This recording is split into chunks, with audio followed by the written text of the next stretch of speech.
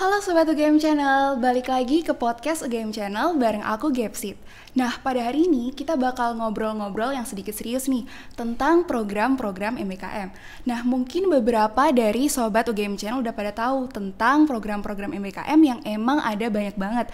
Contohnya ada ISMA, MSIB, Pertukaran Mahasiswa Merdeka, Kampus Mengajar, dan masih banyak lagi. Nah, tapi pada hari ini kita bakal ngomongin secara eksklusif tentang program MBKM Kampus Mengajar. Nah, oleh karena itu di sini aku nggak sendirian. Di sini aku ditemenin sama Teh Asri. Halo Teh Asri. Halo. Apa kabar Teh? Baik, alhamdulillah. Kamu apa kabar? Baik juga. Oke. Nah, Teteh di sini di Jogja dari kapan sampai kapan? Kalau boleh tahu? Oke, dari Senin sampai besok hari Oh, Jumat. iya berarti lumayan lama ya Teh. Iya. Nah, di sini aku mau tanya-tanya sedikit tentang Kampus Mengajar. Sebenarnya nggak sedikit sih, tapi banyak. Sure. Karena kebetulan aku emang tertarik sama program Kampus Mengajar. Oke. Gitu. Nah, kalau aku sebagai mahasiswa nih, mungkin aku sependek pengetahuan aku tentang Kampus Mengajar itu tentang mahasiswa yang mengajar di sekolah-sekolah yang ada di berbagai daerah di Indonesia. Tapi emang cuma sampai situ aja kebetulan pengetahuannya. Nah, mungkin Teteh bisa jelasin nih sebenarnya Kampus Mengajar tuh program tentang apa, kemudian tujuannya apa, siapa pencetusnya gitu. Mungkin boleh dijelasin Teh. Boleh, thank you. Kampus Mengajar itu kan salah satu program flagship MBKM untuk mahasiswa di level perguruan tinggi, di mana tujuan utamanya itu sama. Yang pertama yaitu memastikan mahasiswanya memiliki capacity yang lebih, sehingga mereka punya capacity atau soft skills yang cukup ketika lulus dari perguruan tinggi dan masuk ke dunia profesional. Apa yang diimprove dari program-program MBKM termasuk Kampus Mengajar adalah dari soft skills-nya gitu. Gapsit dan teman-teman mahasiswa kan belajar ya hard skills di ruang-ruang kelas. Nah, how you improve your soft skills itu melalui program-program dari Kampus Merdeka. Karena ada banyak yang bisa dipelajari di sana, dari mulai problem solving, leadership, time management, team management, dan lain sebagainya, termasuk creativity kalau di Kampus Mengajar. Lalu kemudian dari Kampus Mengajar sendiri, teman-teman itu diamanatkan untuk bisa membantu pembelajaran literasi numerasi di tingkat pendidikan dasar dan pendidikan menengah. Apa itu? SD, SMP. Nah, sekarang ditambah dengan SMK mulai angkatan ke-6.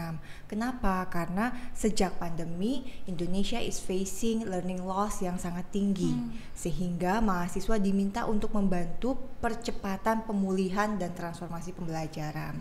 Nah, Kampus Mengajar sendiri beda Neng sama program-program misalnya KKN gitu ya yang mengajar. Kenapa? Karena teman-teman mahasiswa ini bukan menggantikan guru sepenuhnya, bukan menghilangkan fungsi guru di dalam kelas, tapi menjadi asisten atau mitra guru di dalam kelas. Jadi gurunya ada dan teman-teman mahasiswa membantu proses pembelajaran untuk siswa-siswa di kelas tersebut.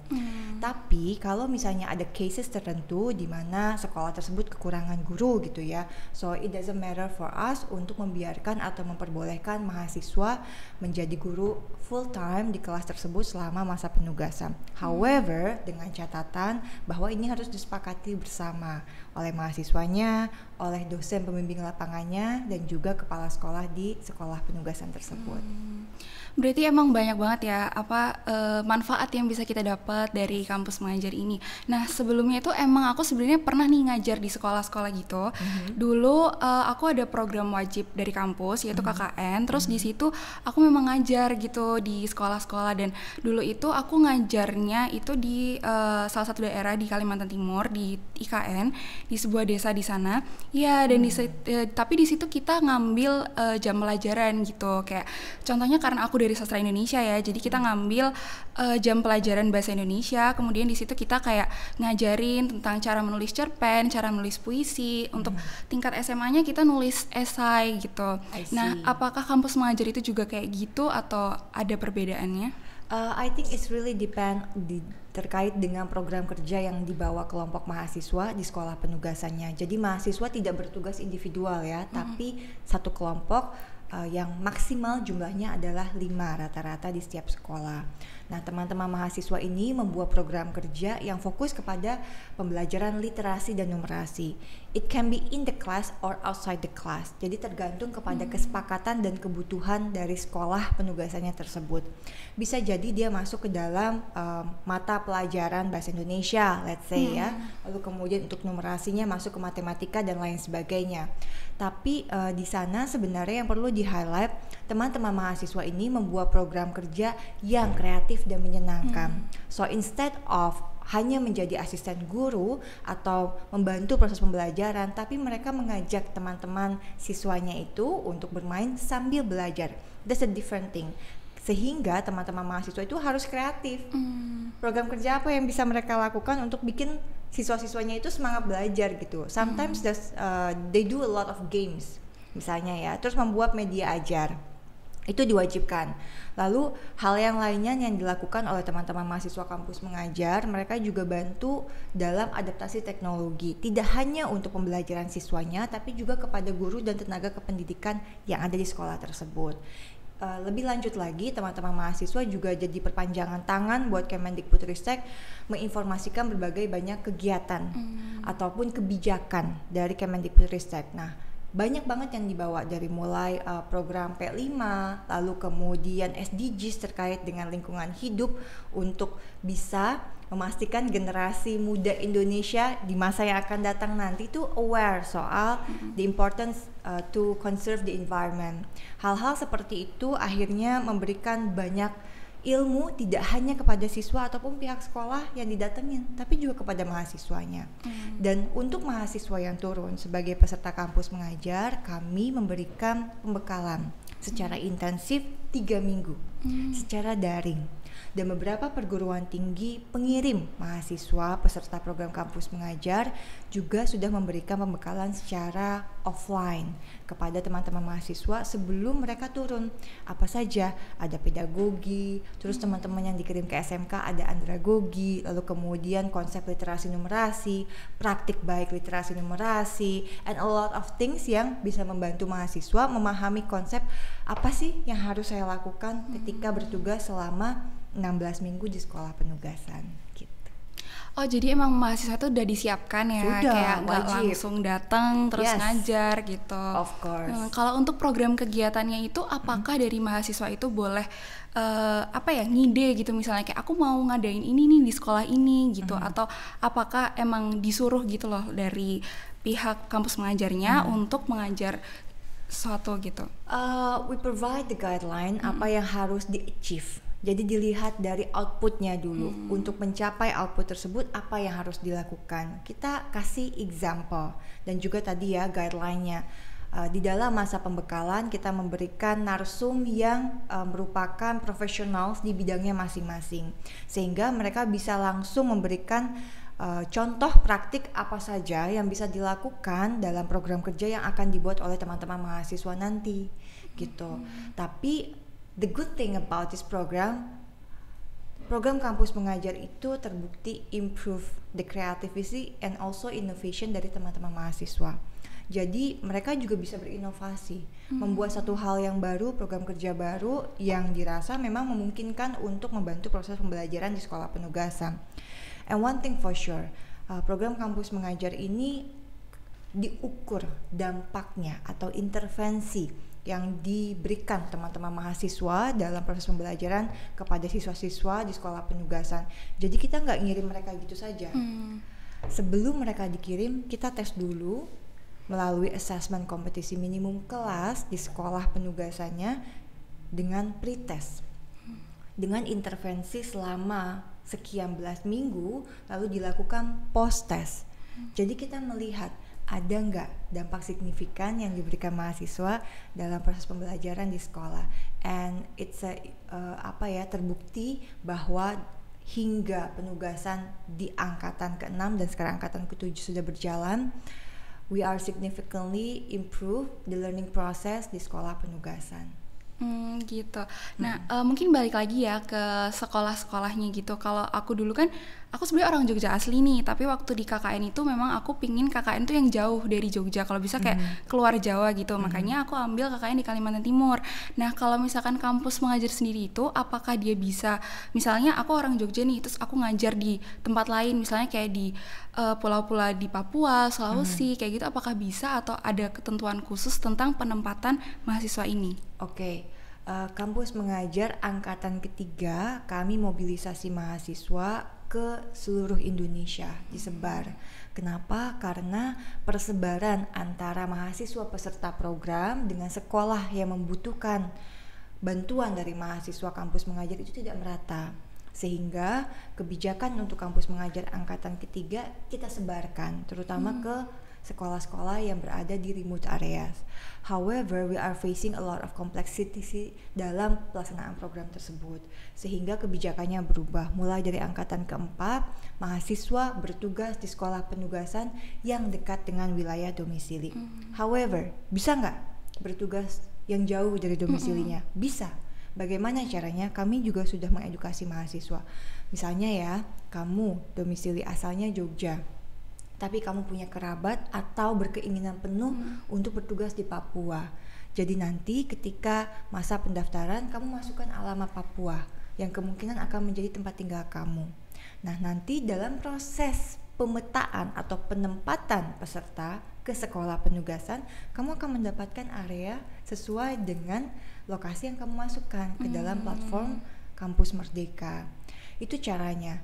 Lalu bagaimana how you survive selama masa penugasan? Kan jauh gitu ya. Banget. Nah, di dalam program kampus mengajar kami memberikan bantuan biaya hidup untuk mensupport kegiatan, baik itu kegiatan secara individual maupun secara kelompok ya, karena biasanya ada pembuatan alat bantu ajar, misalnya media ajar.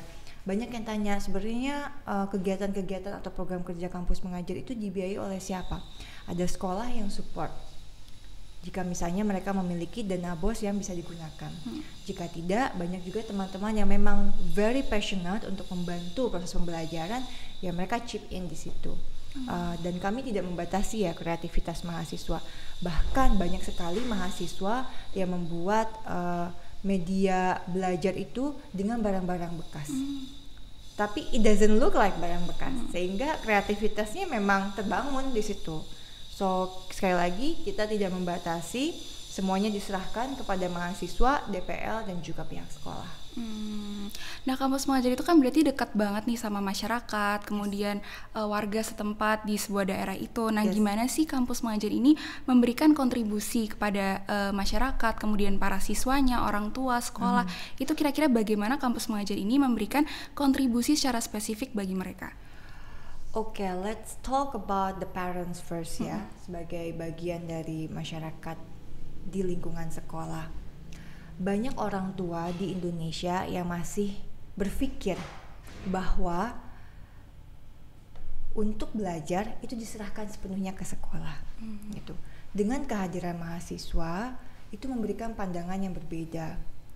Kenapa? Karena mahasiswa itu tidak hanya mengedukasi siswanya saja, tapi juga masyarakat sekitarnya termasuk dengan orang tua. In some cases, di daerah-daerah yang dimana misalnya orang tuanya kebanyakan petani, ketika masa panen, anaknya itu nggak datang ke sekolah, tapi diminta untuk membantu panen. Gitu. Apa yang dilakukan oleh teman-teman mahasiswa? Misalnya waktu itu ya, ketika saya datang langsung ke wilayah NTB, di sana mereka jemput bola. Mereka datang ke rumah-rumah siswanya menjelaskan kepada orang tuanya. If necessary, mereka bahkan mengajar di wilayah rumah dari siswa tersebut. Biasanya kan satu desa, satu sekolah gitu ya.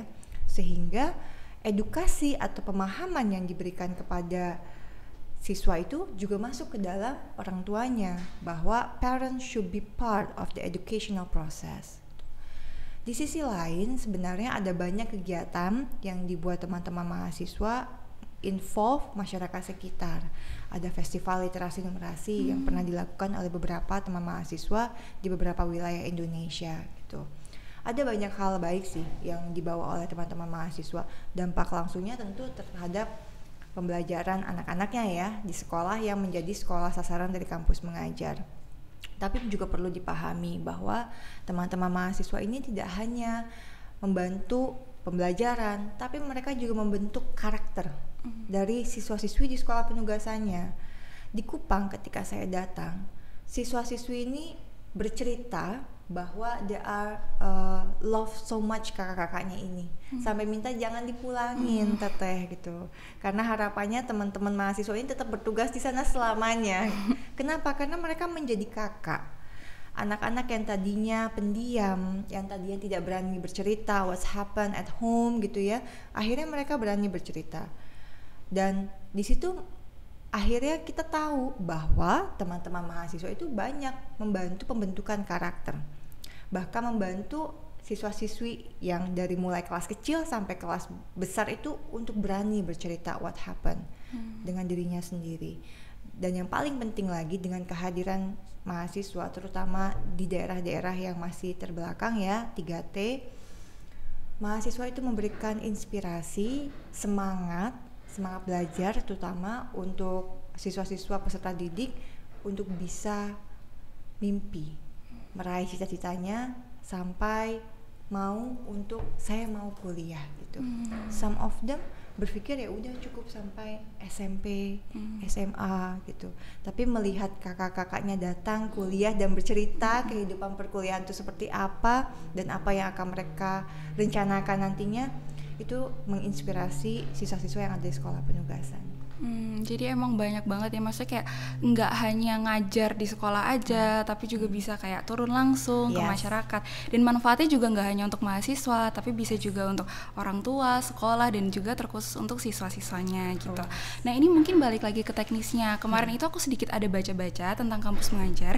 Nah di kampus mengajar itu sebelum kita turun langsung ada namanya pra penugasan, kemudian penugasan, pasca penugasan. Itu boleh dijelasin nggak itu tentang apa? Sure. Pra penugasan itu sebelum teman-teman mahasiswa turun di sekolah penugasan, diisi dengan yang pertama pembekalan tadi ya, secara daring intensif.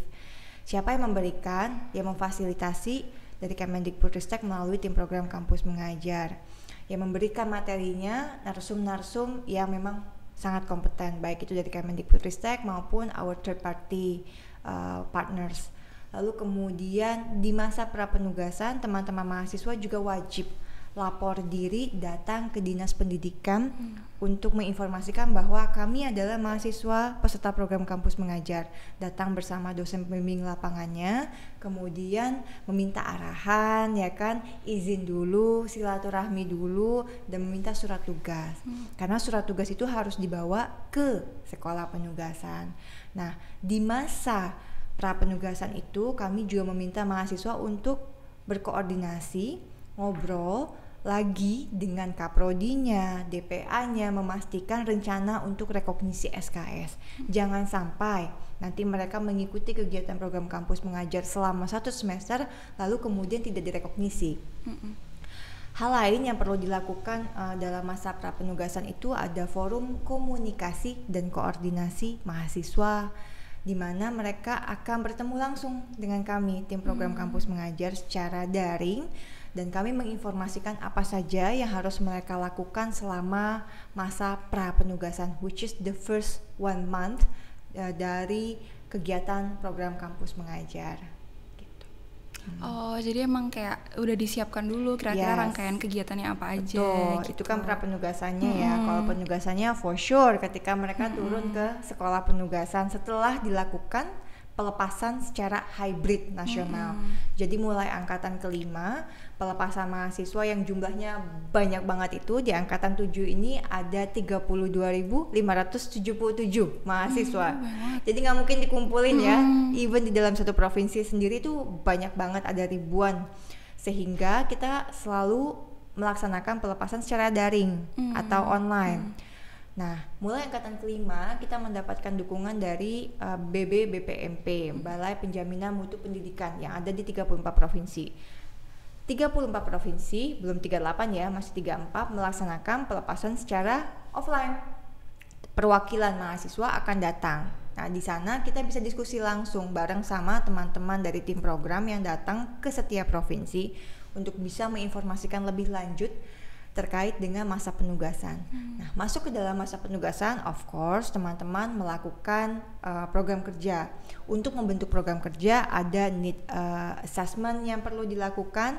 Artinya harus mengobservasi dulu sekolah ini situasinya seperti apa, lingkungannya seperti apa, isunya apa saja, and what is the solutions that can be given by the group itself.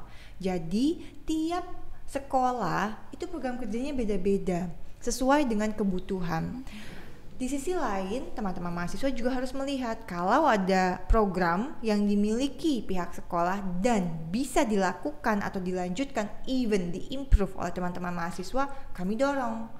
Untuk apa? Untuk ada sustainability dari program yang dijalankan oleh teman-teman mahasiswa. Masa penugasan banyak banget kegiatannya. Mereka harus ngikutin coaching klinik, sharing session dari tim program, lalu kemudian ada AKM kelas, ada pre dan post testnya, lalu kemudian ada penilaian, laporan, dan lain sebagainya. Banyak banget untuk memastikan bahwa mahasiswanya memang aktif dan eligible untuk mendapatkan rekognisi 20 SKS. Nah, masuk ke dalam pos penugasan atau pasca penugasan, nanti mahasiswa akan ditarik secara nasional lagi, daring atau online, lalu kemudian teman-teman mahasiswa harus menyelesaikan semua laporan. Otherwise, they will not get the certificate. Gitu. Jadi harus dipastikan semua laporannya lengkap sampai laporan akhir dan di-approve oleh DPL-nya. Kemudian ada diseminasi informasi, laporannya, kemudian pengalaman mereka itu diceritakan dan diberikan. Tidak hanya kepada pihak perguruan tinggi, tapi juga ke dinas pendidikan, terus kemudian kepada BBPMP, LLDIK, dan lain sebagainya. Yang paling menyenangkan menurut saya ya dari program kampus mengajar, tiap kelompok mahasiswa di masing-masing sekolah, bayangkan kampus mengajar angkatan 7 ada 7.500 lebih sekolah di seluruh Indonesia. Setiap kelompoknya harus membuat video penugasan. Jadi kami dari tim program udah barely membuat video soal kampus mengajar, karena video yang di play di setiap kegiatan kampus mengajar itu dari mahasiswa, dari setiap angkatannya, dan mereka kreatif banget, dan itu bagus-bagus semua. Kamu bisa cari di Instagram maupun di YouTube, banyak banget. Tinggal cari aja kampus mengajar atau KM. Oke, jadi ada rangkaiannya, kemudian mahasiswa juga diberikan SKS buat ini mereka rekognisi setelah mereka turun langsung ke sana. Nah, mungkin terakhir banget nih Teh, adakah pesan yang ingin diberikan kepada mahasiswa sebelum mereka join langsung ke program MBKM Kampus Mengajar ini? Oke, I believe seluruh program MBKM itu sangat baik. Added values-nya ke mahasiswa. Zamanku nggak ada. Aku selalu bilang bahwa mahasiswa sekarang itu sangat beruntung. Kenapa? Karena kalian diberikan kesempatan untuk belajar di luar ruang kelas, dan kalian akan mendapatkan pengalaman yang tidak akan pernah terlupakan, akan sangat bermakna. You will never forget the experience when you join Kampus Merdeka.